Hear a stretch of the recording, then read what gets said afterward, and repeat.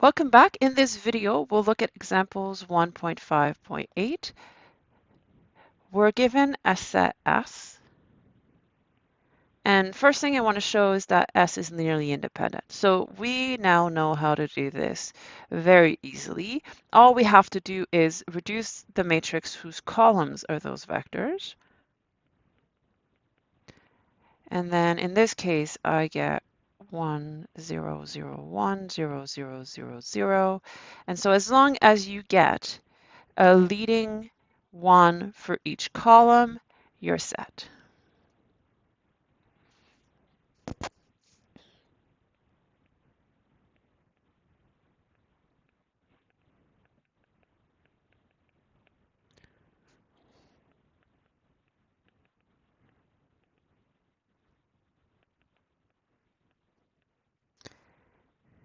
All right, but now it's a bit of a twist on what we've been doing. I want to start with S. We've been starting with something that spans and removing vectors until we get a basis, but now I want to start with S and build it up to a basis. I'm going to do it in a kind of a tricky way. I'm going to really beef up S. I'm going to take T to be S union E1, E2, E3, E4. All right, so I'm adding a full basis. I'm picking the standard basis just because that's simpler, but I'm taking S and adding a basis to it. And so I'm getting 1, 0, 3, 1. I'm getting 2, 1, 1, 1. And then I'm getting the 4 standard basis vectors.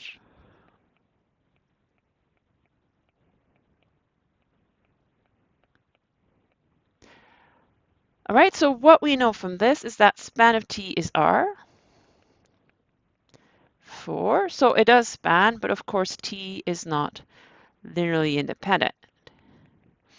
We know we only need 4 vectors. Here we have 6.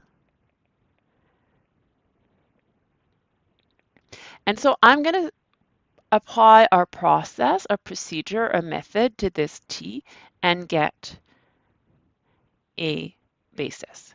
So I'm going to take this 1, 0, 3, 1, 2, 1, 1, 1, 1, 0, 0, 0, 0, 1, 0, 0, 0, 0, 1, 0, and 0, 0, 0, 1. I'm going to reduce it.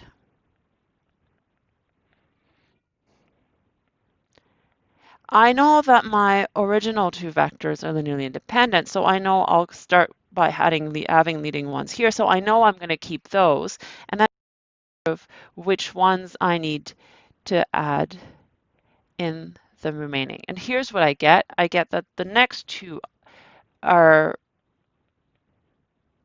independent, but then the last 2 are not. So the redundant ones are the last 2, and so those are the 2 that I'm going to get rid of. And minus 3 halves. All right, so I have my 4 vectors, and so I'm going to keep these.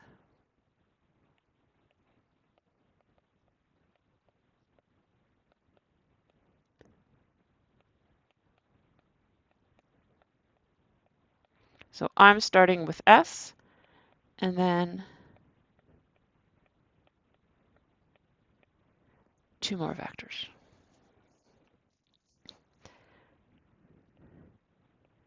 All right, so that's one way to do it.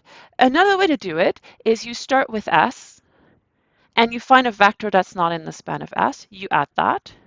And then you find another vector that's not in the span of S with this new vector added, and you add that too. Right? But I think it's a bit more complicated because you have to add vectors twice, so it's a 2-step process.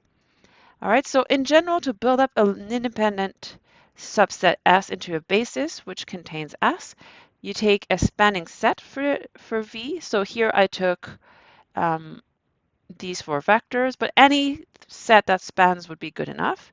Then S union T is also a spanning set for V. And then you use method 1 to find a basis for a span of S union T. Note that since the vector of S are first in the list and linearly independent, these will be part of the basis. All right. final thing that I want to write down before closing this section is proposition 1.5.3.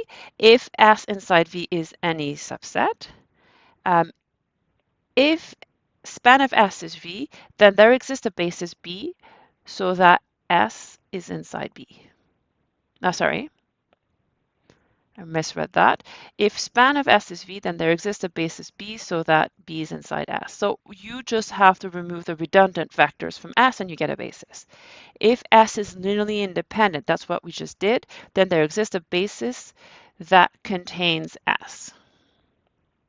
All right, so you could start with S and build it up to a basis.